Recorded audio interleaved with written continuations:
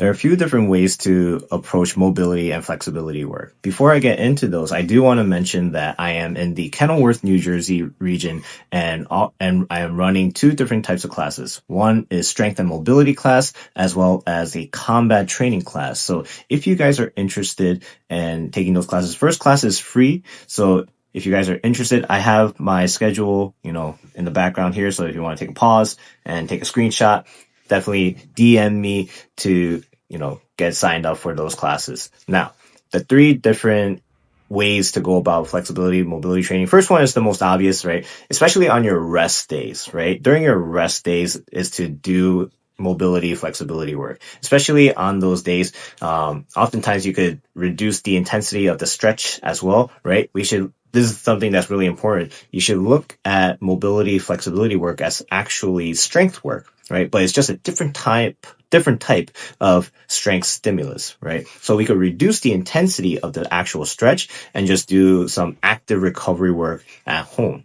Now, the second option is to incorporate the flexibility work into your workouts in between your workout sets, right? So let's say that you're doing a bench press for 4 sets, right? And in between you have 1 minute to 2 minutes of rest. During that time, instead of looking at your phone, right, and stay more engaged instead with your workout, you could do maybe like a hamstring stretch, maybe do some pigeon stretch or some kind of arm circles, whatever it might be, whether it's dynamic or static stretching. That's one of the best times that you could throw some stretching in there. And that, when you keep doing those little flexibility snacks, right, they add up over time.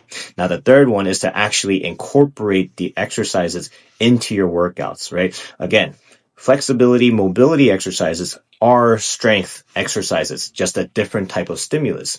But we want to, put them towards the end of the workout, because by that point, at the beginning, towards the end, you're already warmed up, right? Your body is like melted cheese, right? It's ready to stretch, as far and long as possible.